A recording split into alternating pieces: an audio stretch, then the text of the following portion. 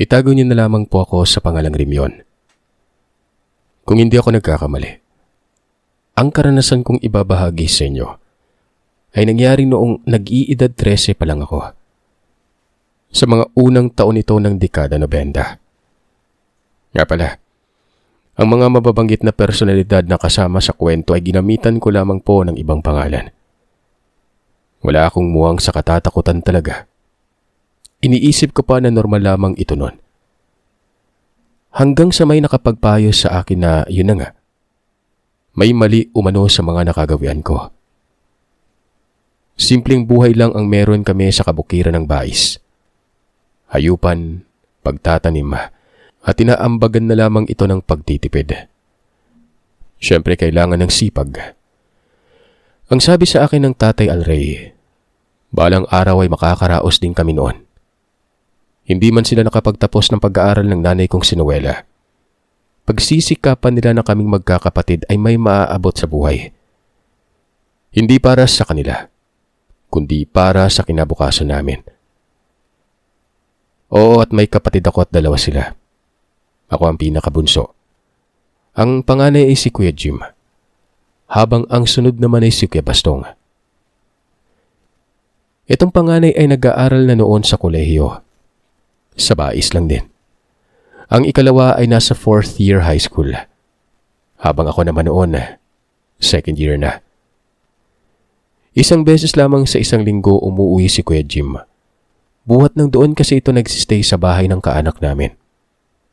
Kahit papano'y nakakatipid sa pamasahe at libre pa siya ng kain doon.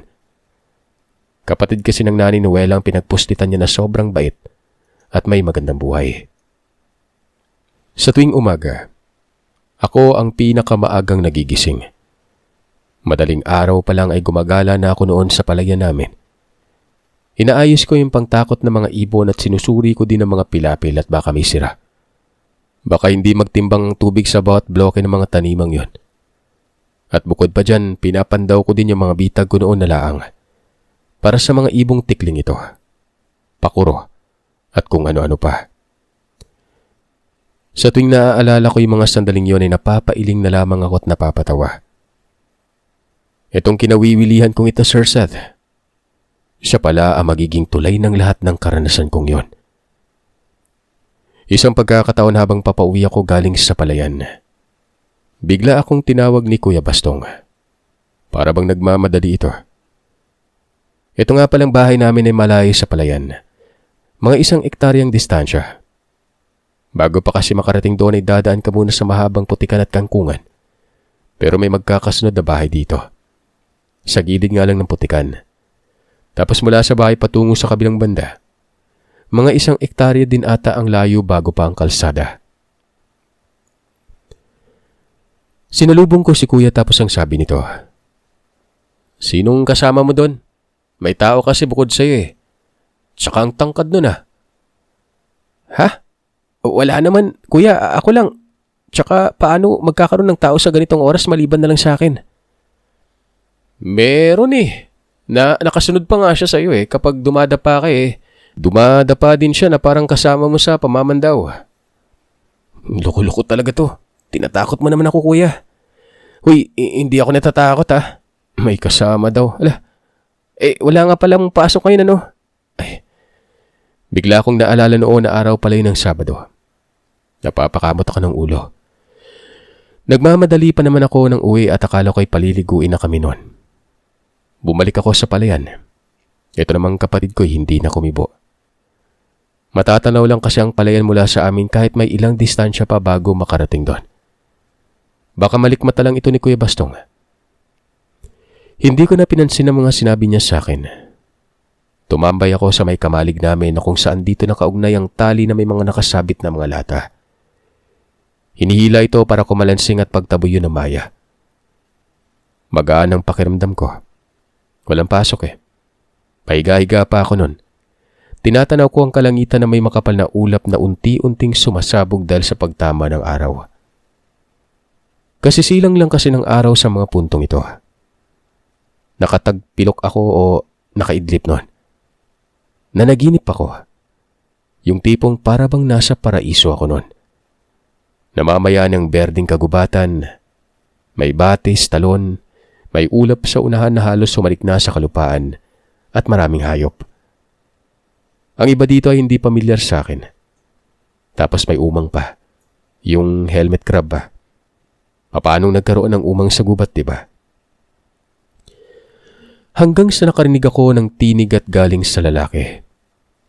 Malumanay ang boses nito. Sinasambit ako habang hinahanap ko naman ito. Hanggang sa nakita ko siya. Naroroon ito sa talon, nasa gilid banda. Pero bigla na lang itong nawala. Kung kaya naman napabusangot talaga ang mukha ko noon. Tapos ay biglang lumitaw ito sa harapan ko habang nakangisi. Gulat na gulat ako. Ang laki niyang tao. Sakto lang sa pangangatawan pero matangkad. Hindi naman nakakatakot. Maamokas ang mukha nito. Pero nakakatawa tingnan. Hindi ko alam at nakakatawa talaga sa kung paano ito makatitig sa akin noon. Nagtanong ako sa kung anong pangalan niya. Hanggang sa bigla na lang napalitan ng sobrang liwanag ang lugar. Naglaho yung tao, maging ang buong paligid nun. At sa mga puntong yon ang init din ng katawan ko. Hanggang sa nakarinig ako ng pagsitsit. Pero hindi ko mahanap kung saan banda. Puro na lamang kasi liwanag yon. Ilang mga sandali lang ay hindi ko nakinaya ang init. Ayun, nagising ako. Tinatamaan na pala ako ng sikat ng araw. Panaginip lang pala lahat ng yon. Bumangon ako at tinaw ang paligid. Hindi pa malinaw sa mga mata ko ang lahat. Hanggang sa may napansin akong anino. Nasa tapat ko ito nakaupo. Parang tao. Kinukusot ko yung mga mata ko. Hanggang sa marehistro na ito sa paningin ko. Tao nga. At sa maniwala man kayo at sa hindi, ito yung nakita ko sa panaginip. Nakatitig ito sa akin na walang pinag-iba sa kanyang emosyon doon sa panaginip ko. Nagsalita ito, nangamusta. Hindi ko naman kinikibuan. Hanggang sa nagpakilala ito. Tawagin natin siyang Adoro. Ayon pa dito ay nagtatanong ako sa pangalan niya kaya sinabi niya ito. Napakunot ang noo ko noon at nagtataka. Para bang karugtong lang ito ng panaginip ko. Nagtanong ako sa kanya sa kung panaginip pa rin ba yon pero umiling ang lalaki. Tapos sinabi nitong hindi na daw. Kanina umano habang natutulog ako ay nagsasalita akong mag-isa. Naroroon lang siya't nakikisilong. Gawa ng napagod siya sa kakalakad mula sa kanila. Ang mga sinabi ko umano ay pagtatanong sa pangalan niya. Na para bang gising ako at pinapakiramdaman ko lang siya noon. Kaya pagbangon ko nagpakilala ito. Nalilito ako. Hindi ko na alam kung tama ba ito. Nagsasalita ako ng tulog. Kung sa bagay, nakita ko din siya sa panaginip ko eh. Baka ganun na nga ako. At nagkataon ding naroroon siya sa kamalig namin. Casual lamang ang kasuotan nito. Pambahay at merong malinis na gupit. Yung tipong parang siyang kapitan ng C-80. Ganun na ganun. Pero hindi ko alam kung bakit parang matatawa talaga ako. Maayos naman yung mukha niya. Taong-tao talaga pero bakit ibang-iba ang dating nito sa akin. Nagpipigil lamang ako noon. Hanggang sa nagtanong ako sa kung anong oras. Sumabat naman ito at sinabing pasado 8:00 na umano. Hinahanap na ako ng mga magulang ko. Eto na. Eto na naman.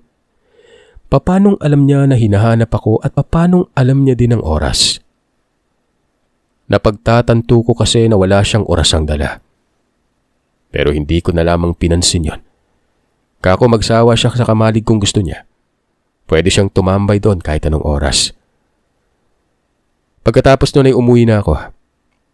Wika ko pa. Kung sakaling dumugi ng ibong maya ang palayan ay hilahin niya lang ang tali. Nakangiti lamang ito habang tumatango. Nagtataka ako noon, Sir Seth, dahil habang naglalakad ako napansin kong iba palang direksyon ng araw. Para bang hapon na. Napahinto talaga ako noon at naiisip kung bakit nagkakaganito. Saan ba banda ang silangan? Saan banda ang dagat? Sa bukid ba? Ganon talagang iniisip ko. Basta nakakalito na parang panaginip pa rin. Isipin nyo, kakasilang pa lamang ng araw na makatulog ako tapos nagising pasado 8:00. Parang ganun din naman ang habog ng araw pero sa ibang direksyon nga lang ito nakaposisyon. Nakakabaliw. Ano to? Buong maghapon akong nakatulog. Nang makarating ako sa bahay, maraming tao. Naroroon ang mga marites kong tiya at ilang mga kapitbahay na maingay pa. Sagalan siyang kapag nakikipagtsismisan. Nasa may pinto sila ng bahay. Nagsisiksikan ang kanilang mga ulo. May nakadungaw pa sa bintana. Pero noong nakalapit na ako at nagtanong sa kung anong meron, lahat ng mga ito'y nakatitig sa akin at wari ba may nakitang nakakagulat. Dahil dilat na dilat ang mga mata. Sumilip sa bintana ang tatay.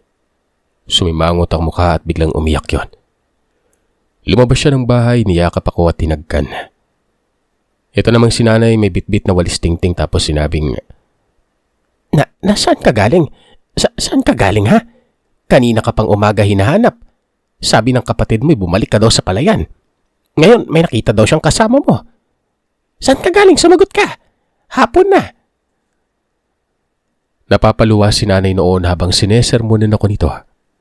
Pinaghahampas ako ng walis. Pero sinasalo naman ng tatay ko.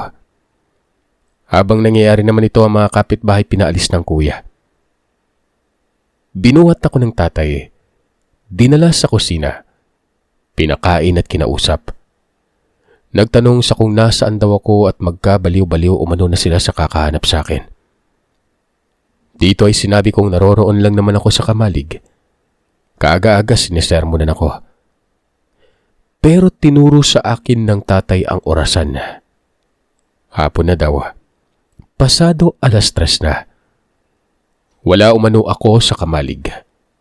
Lahat daw sila noon ay nagtungo sa may lagayan ng patibong ko. Wala din ako doon at wala sa kubo. Hindi ako nakapagsalita. Doon pa lamang sa pagtitig ko sa orasan, nakakawindang na yon. Parang kanina lang eh. Natutulog lang ko pero bakit ganito? Bakit nila ako hinanap? Hindi ko alam kung iniwan na ba ako ng katinuan. Gulong-gulo ang isip ko. Basta si nanay ay naroroon sa may sala. Hawak pa nito ang rosaryo at naririnig ko ang pagsambit ng, Salamat po Diyos ko. Salamat at bumalik na yung anak ko.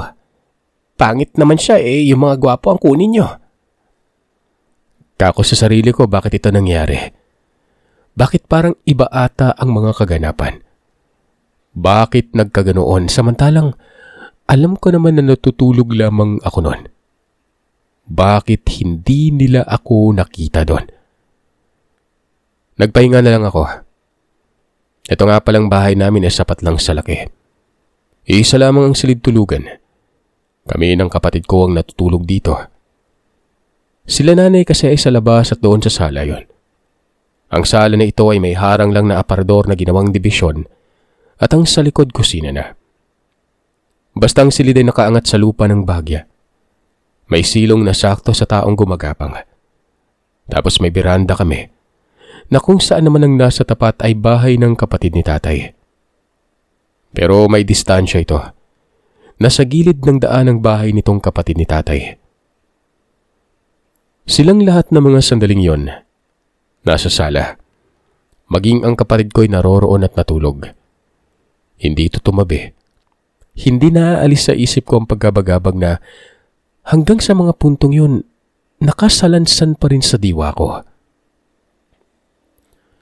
Hanggang sa nakatulog na lamang ako at pagising ko'y umaga na. Kaagad kong sinilip ang orasan. Parang na-trauma ako 6:00 ng umaga, araw ng linggo. Nagpaalam ako noon na pupunta ako sa palayan. Pero ayon kay Kuya Bastong ay wag na daw. Naroroon na si tatay kanina pang madaling araw. Ayaw umano nitong akong magtungo at baka hindi daw umuwi. Nagtanong pa ito sa kung ano ba talaga ang nangyari sa akin. Magsabi daw ako ng totoo para mapanatag sila. Napakahirap sagutin ang simpleng tanong na yun. Kapag sinabi kong nasa kamalig, hindi din naman maniniwala ang mga ito eh. Kaya naman sinabi ko na lang noon na nagtungo ako sa ilog at naligo para hindi gumulo ang isipan nila. Pagkatapos ko maligo, natulog ako pero hapon na nang magising ka ako. Sabi pa ng kuya, yari daw ako sa nanay namin. Hindi daw ako nagsasabi ng totoo. Nagtungo pa talaga sa ilog pinagbabawalan ako doon kasi nga kinatatakutan ng lugar na ito. Para bang matatawa ko. Ipagpalagay na lamang natin na tama si kuya at naniniwala naman ako doon pero kung tutuusin ay mas nakakatakot pa doon sa palayan namin. Bakit ako nawala, di ba? Di ba nga nakapagtataka? Natutulog lang ako pero hindi nila ako nakita. Pero maging ako sa mga puntong yon ay hindi pa rin ako nakaka-move on. Wari ba'y gusto kong malaman kung ano ang nangyari. Sa kabila ng abiso ni Kuya Baston, sinabi kong pupunta pa rin ako kasi nga magpapandaw ako ng mga patibong ko. Kakawag na lang isipin yung kahapon. Nakakabaliw lang. Hindi naman kumibo si kuya pero halata na ayaw nito ang gusto kong gawin noon. Isa pa, abala din siya sa pagpapakain ng mga baboy kaya hindi talaga ako napigilan. Sinisipat ko ang tatay. Naroroon ito sa may gitna ng palayan. Tingin ko ay inaayos nitong pilapil. Nagkakalkal kasi yun ng putik at pinapatong niya sa pilapil. Daanan ito ng tubig, Sir Seth. Tahimik lang akong naglalakad. Hanggang sa nakalapit na ako sa tatay at nagulat pa ito. Bakit daw ako naroroon? Ang sabi ko naman ay papandawin ko lang yung mga patibong ko. Alam mo bang nangyari sa'yo kahapon ha? Hindi ka nadala. Ano bang nangyari, tay? Wala naman. Sa inyo lang naman po may nangyari. Natutulog lang naman talaga ako.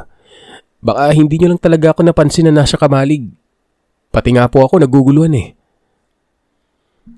Napapailing na lamang si tatay at bumalik sa trabaho nun. Ako naman ay diretso na sa pakay ko. Binabaybay ko noon ang pilapil at isa-isang sinusuri ang mga patibong. Namumulot din ako ng kuhol para kahit papanay makatulong sa paglilinis ng palayan. Maganda naman ang kuhol sa palayan pero yung sobrang dami na peste na ito. Kinakain na kasi ang bitamina na mapupunta sana sa mga tanim. Nung wala akong napandaw ay sinangbit ko ang tatay at sinabing nasa kamalig lang ako. Tumangulang naman yon. Dito, sinariwa ko yung mga nangyari sa akin kahapon. Sinisiyasat kong maigi kung bakit hindi nila ako nakita. Ipagpalagay na lamang natin na maghapon nga akong natulog. Wala na Yun ang kasyang nangyari talaga kahit i-deny ko pa. Pero dapat makikita nila ako Hindi man nakaharap sa may palayan namin ng bulwagan ng kamalig pero dapat ay masisilayan nila ako noon. Kahit isang silip lang, makikita na ako. Inikot ko pang lugar. Tinitingnan kong maigi kung ano ang pagkakamali nila kahapon kaya hindi ako nakita pero napaka-imposible talaga. Ilang mga sandali, nakarinig ako ng pagsitsit. Napalingon ako sa may maliit na sapa na kung saan naman sa kabilang parte nito, rancho o farm na ng mga baka at kambing. Nanlaki ang mga mata ko kasi nga nakita ko yung tao kahapon. Kinakawayan pa ako nito sabay sambit sa pangalan ko. Paano ako nakilala nito? Hindi naman ako nagpakilala sa kanya. Siya lang ang nagpakilala sa akin at hindi ko malilimutan yon. Nakaupo ito sa gilid ng sapa. Pagkalapit ko naman nangangawil pala ng hito ito. Nagtanong ako kung taga saan ba siya kasi nga kahapon ko palang nakita ito. Tsaka bakit siya naroroon sa lugar samantalang nabanggit naman ito kahapon na sisilong siya sa kamalig namin para magpahinga. Sa makatuwid ay malayo ang pinanggalingan nito. Ang sabi naman nito ay nagsisinungaling daw siya kahapon. Ang totoo ay nasa kabilang parte daw siya nakatira. Itinuro niya ang malaking bahay na kung saan naman ito ang tirahan doon sa rancho. Sabi ko sa sarili ko, mayaman pala ito. Kaya pala maganda ang kutis. Pero nakikita ko naman yung mga nakatira doon. Pero ni isang beses ay hindi ko siya napansin. Sinabi ko yun sa kanya. Nagbabakasyon lang. May isang bahay kasi kami sa may bukid eh. Doon ako talaga namamalagi. Hanggang sa naisipan kong pumunta muna dito. Halika, magkwentuhan tayo. Sabi ni Adoro. Nasa lilim yun na makapal na kawayanan at hindi talaga kapansin-pansin ito noon kapag hindi sisipatin. Lumapit naman ako at tumabi sa kanya. Hanggang sa may inabot siya sa akin na lata at may nakabugkos na tangsi. May kawil doon itaga. Wika nito ay mag-isda din daw ako. May mga bulati naman siyang nakuha. Marami daw ito. Inabot din niya sa akin ang isa pang lata at ang laman nito ay mga bulati ngayon. Itong sapang ito ay hanggang leeg ang lalim. Leeg na may sapat na edad na hindi katulad ng kauri ko kasi nga bansot ako eh. Yung tipong average na taas ng ordinaryong Pinoy ang ilalim nun. Makipot pero malalim. Lunangan ito ng kalabaw. May parting mas malalim pa nga. Kaya ang ilang parte din nito ay binakuran buhat ng baka may malaglag na mga bata. Namingwit din ako nun. Nagkwentuhan kami. Marami siyang sinabi pero lahat naman ay patungkol sa akin na kesyo. Nakakaaliw daw ako. Napapagalitan kawa ng maghapon nang natulog sa kamalig. Kako paano niya nalaman na napagalitan ako nun? Ayon kay Adoro, sinundan niya raw ako.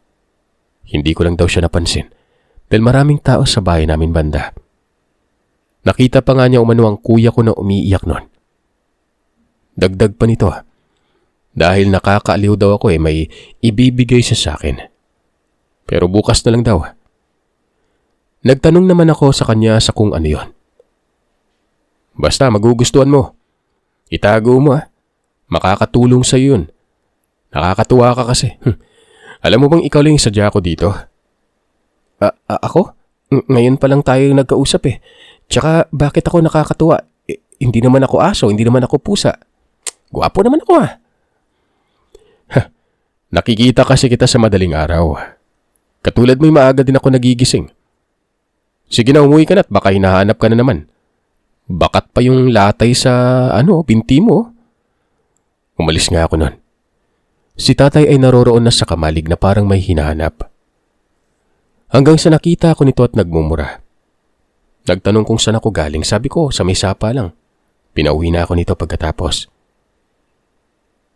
Nga pala, baka malito kayo. Yung nabanggit na ilog kanina nasa may malayong banda ito. Sa dulo talaga yun ng palayan at may ilang distansya pa bago makarating doon. Habang itong sapay nasa malapit lang sa kamalig. Iniisip ko maigi ang mga sinabi ni Adoro. May ibibigay daw ito sa akin. Makapera kasi nga mayaman eh. Kaya talagang natuwa ako noon. Kinabukasan araw ng Lunes ay hindi ako nakapuslit sa palayan. Dapat nakakapuslit ako dito noon kaso nga binabantayan ako ng mga magulang ko eh. Naisip ko na sa hapon na lang sa uwian na lang at dediretso ako doon. Hanapin ko si Adoro gawa ng hindi ko talaga malimutan ang sinabi niyang maibibigay ito sa akin. Ay nang ang ginawa ko. Matapos ng klase, sa may palayan ako dumaan. Hindi ako dumaan sa amin. Walang lingon-lingon. Kako kapag nasa paligid si tatay, lagot ako. Nang makarating ako sa may sapa, hinahanap ko si Adoro pero wala naman. Naisip ko na baka kaninang umagay hinahanap ako nito. Sa mga sandaling yun ay malapit ng lumbog ang araw at dapat ay nasa bahay na ako. Ang ginawa ko ay tumawid ako sa sapa tapos sumalpas sa bakod. Iniwan ko yung bag ko kasi ngang bigat. Sinabit ko sa may kawayan. Habang nasa loob na ako ng rancho, kalmado akong naglalakad patungo sa bahay nila Adoro. May napakalaking puno ng naras sa likod nito. Para bang nabuhay na yun sa panahon pa ng Espanyol eh. Ang lawak ng sinakop ng mga sangat dahon. May parte pa na halos sumalik na sa lupa. Nang mapadaan ako sa kumpol ng mga baka, bigla akong kinabahan gawa ng lahat ng mga hayop ay nakatitig sa akin ng masama. May sumisingot pa doon at biglang tumayo. Nakagilid lang ang mga mata ko hanggang sa narinig ko ang pagkalabog ng lupa nun. Paglingon ko sa kinaroroonan ng mga baka, tumatakbo ang isa sa mga ito patungo sa akin. Yun pa talagang sobrang laki. May umbok sa likod at yung sungay parang diablo eh. Parang baliw ako noon na hindi magkawari sa kakatakbo. Maliit pa naman akong tao at ang iksi din ng mga hakbang ko. Tinatawag ko si Adoro pero walang nagpapakita sa akin noon. Pansin ko rin na habang papalapit ako sa malaking bahay, nakasarang pinto pero may tao sa likod at kinakawain ako. Babaeng matanda na medyo mataba. Dali-dali akong lumapit sa kanya. Isinampa ko nito sa truck na nakatoka lang doon at sira ito. Para bang manikala akong binuhat eh. Malakas yung matanda. Kung sa bagay malaki talaga yun eh. Huminto yung baka. Nanlilisik ang mga mata tapos kinakahig ang mga paa sa lupa. Ilang mga sandali ay bumalik na yun sa mga kasama. Ay naman sa matanda. Ano o manong ginagawa ka sa lugar? Bakit daw ako pumasok kay mga Brahman pa naman umano mga alagang baka? Galit sa mga tao. Sabi ko naman ay gusto ko lang makita si Adoro. Yung nakatira dito sa bahay. Napabusangot ang mukha ng matandang babae. Ang sabi nito, sinong Adoro daw ang nakatira wala naman dito ngayon. Nasa Mindanao, sa isa pang farm na mas malaki. 1 taon pa daw bago bumalik ang mga yon. Umalis ka na. Doon ka sa likod dumaan. Sumampa ka na lang sa bakod. Naku kang bata ka. Kung hindi lang kita'y namalayan, malamang durog-durog na yung katawan mo. Sabi nito sabay alis at palabas ng farm. Nagtataka naman ako noon. Papanong walang nakatira nakausap ko pa nga si Adoro. Siguro yung mga magulang naroroon sa Mindanao. Tingin ko yung matanda pumasok lang din yun nang walang paalam. Hindi ko na lang pinansin. Bumaba na ako nun sa truck tapos nagtungo sa may bulwagan. Isang palapag lamang ito pero sobrang lapad ng bahay na yon. Maganda siya tingnan na naka-vintage ang forma. Maayos din ang orientation ng pangmayaman talaga. Pagkarating ko naman sa harap, sinubukan kong katukin pero wala namang tumutugon. May liwanag pa kaya naaaninag ko ang loob. Salamin ng bintana pero tinted ito. Hanggang sa maya-payapay napansin kong may nakalawit na kandado. Sa may itaas ito banda.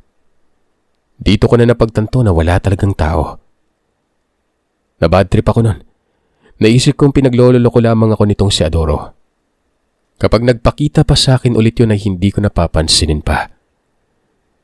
Naglakad ako patungo sa may likuran na hanggang sa makarating ako sa bakod na barbed wire.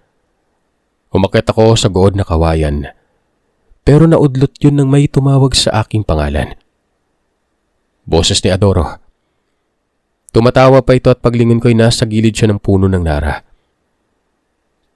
Tawa ng tawa yung mukha ng hayop. Pinandilatan ko ng mga mata at sinabi ko talaga na anong nakakatawa. Hinabol pa ako ng baka nila. Natagalan ako sa lugar kasi nga ang tagal niya ring nagpakita. Pero anong ginawa niya? Tumawa lang ng tumawa. Lumapit ako sa kanya at saka palang ito naging seryoso. Paglingon ko naman sa bahay, nakabukas ang pinto sa kusina. Bukas din ang ilaw. Madilim na sa mga sandaling yon. Medyo nagtataka ako gawa ng pagkabilis naman ng nangyari. Bukas kaagad ang ilaw maging yung pintuan.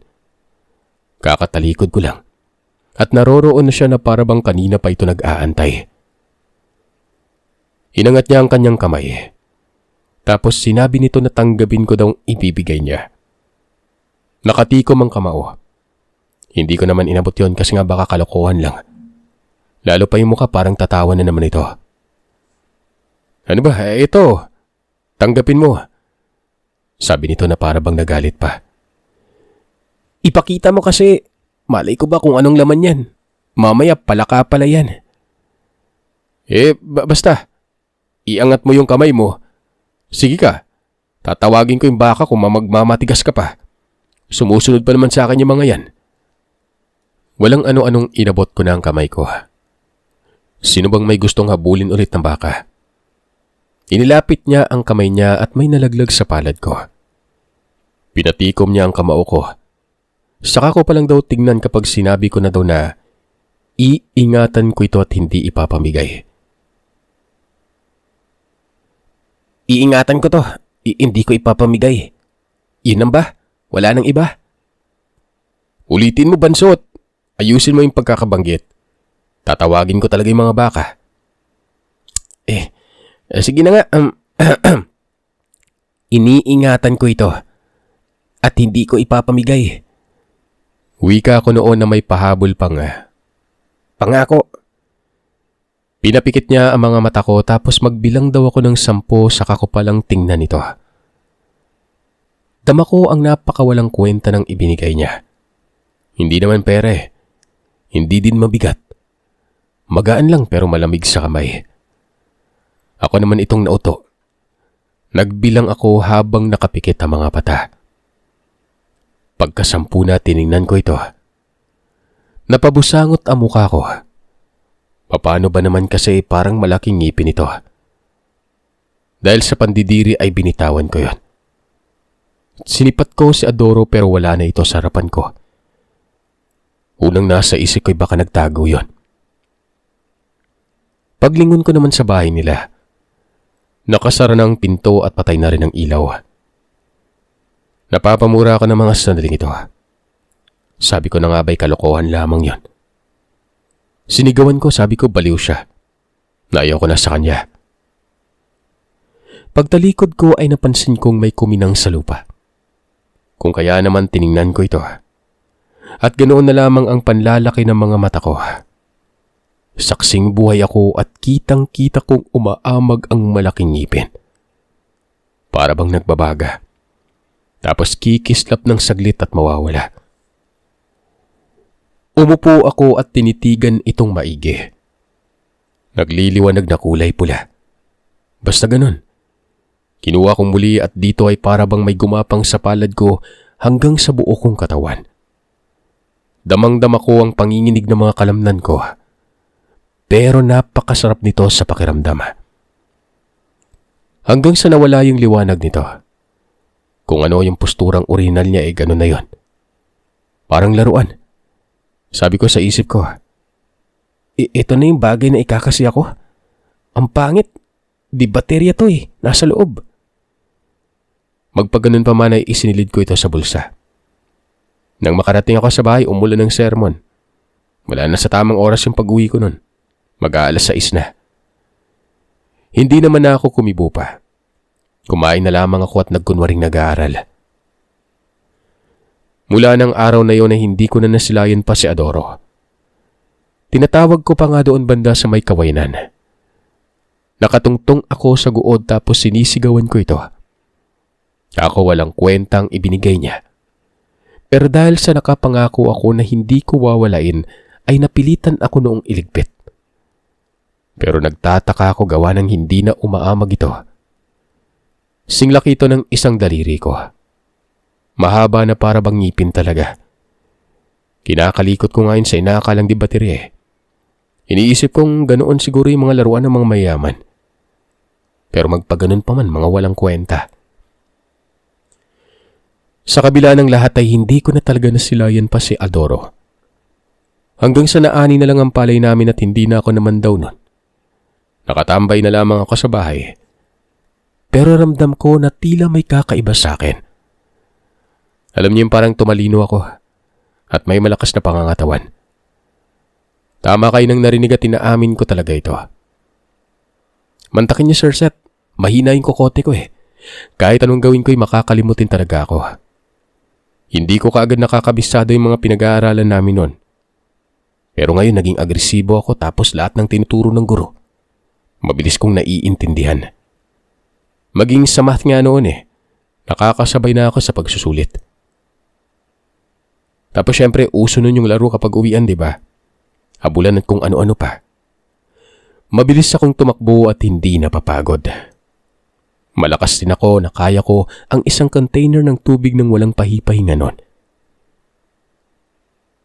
Sa tiya kasi kami noon nakikisalo ng tubig. Bali nag-aambag lang kami ng buwanan. Kung ilan ang excess sa nakasanayan nila tiya, yun ang binabayaran namin.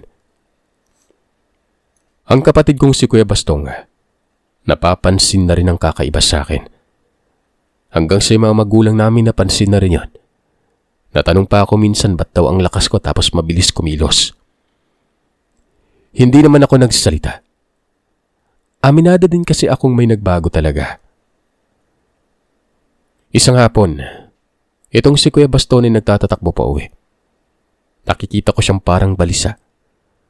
Wala si Nanay Noela at Tatay Alare. Nasa pagilingan ng bigas ito at gagabihin ng mga yon. Nagtanong ako kay Kuya sa kung anong problema niya. Tandang-tanda ko talaga yon. Araw ng Huwebes, kakarating ko lang galing eskwelahan. Nauna ako kay Kuya at ako ang naatasan noon na injectionan yung mga biik. Si Kuya naman sana kaso nagreklamo. Ako na lang daw at siya ang tagapakain ng mga baboy. Kakatapos ko lang talaga noon magturok ng bitaminas sa mga hayop. Ayon sa kapatid ko, hinarang daw sila ng ibang section. Kasama niyang kaibigan niya noon. Nagkagulo sa may daanan. Mabuti na lang at nakatakbo ito pero kailangan niyang balikan ang kanyang kaibigan na kamag-aral lang din noon. Nagtanong naman ako kung bakit hinarang. Nakaaway daw ng kaklase niyang si Danilo yung taga-ibang section. Nagkatuksuan lang hanggang sa nagkainitan sa may recess area.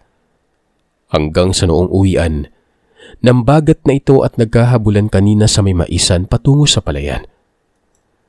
Doon ito sa kung saan nakabungad banda yung farm nila Adoro. Baka kung ano na daw ang nangyari sa kaibigan niya.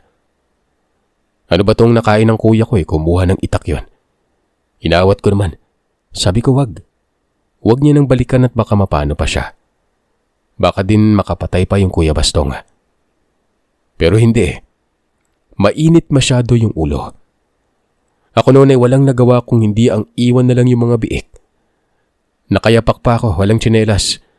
Itong mga kapitbahay namin nagtataka pero hindi ako nagsalita. Mas lalong magkakagulo eh. Nang makarating sa kalsada ay may napapadaang mga estudyanteng babae. Kumabig naman si Kuya doon sa may sagingan. Tumakbo at hinabol ko ito. Naiya siguro dahil mga kaklase niya mga babae. Pero maririnig mo talaga mula pa lang doon na merong tensyon, na may nag-aaway at doon ito banda sa maisan. Hanggang sa naabutan ko na si Kuya. Inaalalayan niya si Danilo. Nagkaputik-putik ito at may dugo sa labi.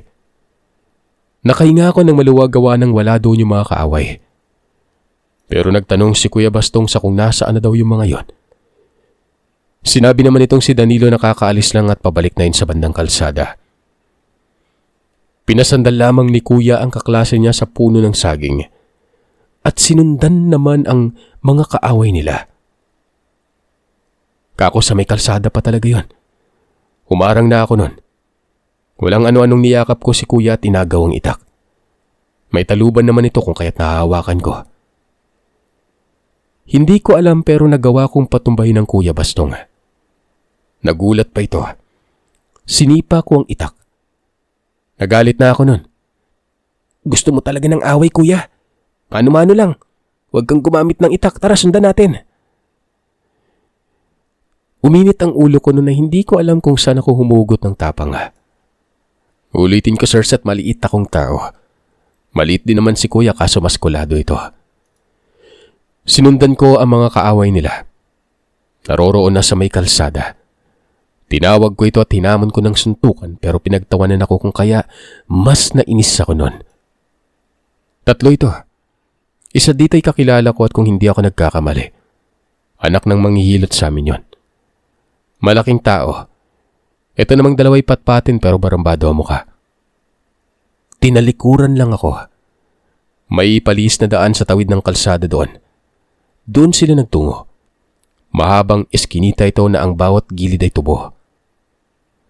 Sumunod ako at walang ano-anong tinulak ko ang isa. Sa liit kong yon pero napatumba ko ito. Nakita pa ito ng kapatid ko at tinawag ako. Ang sabi ay wag daw akong masyadong mainitin. Sino ba mainit yung ulo, Kuya? Ikaw yun ang una, di ba? Ngayon, Dali, tulungan mo ako. Ito po ba? Itong tatlong to? Yung napatumba ko'y nasa may gilid yung tubuhan. Nakasalampak ang mukha sa lupa. Habang yung dalawang kasama na dito yung anak na manghilot, binaba ang kanilang dalang bag at nag-uunat pa. Si kuya noon ay lumapit na rin. Hindi pa nakapaghanda ang kalaban pero sinunggaban kong muli ito. Takang-taka ko kung bakit ganun ako kabilis. Tulak lang yun pero napaatras talaga yung anak ng manghihilot na si Ramon. Nagtaka ang mukha at biglang bumali ng tubo at inihampas sa akin. Pero sinalubong ko lang ng siko sabay tulak na naman. Hanggang sa napatumba ko ito. At yun, dinaganan na ng kuya at sinakal. Ito namang isa'y nagtatatalon pa yun na para bang boksingero. Dahan-dahan akong lumapit, pero sinipa niya ako. Natumba ako, pero wala akong naramdamang kahit na ultimong katiting na sakit.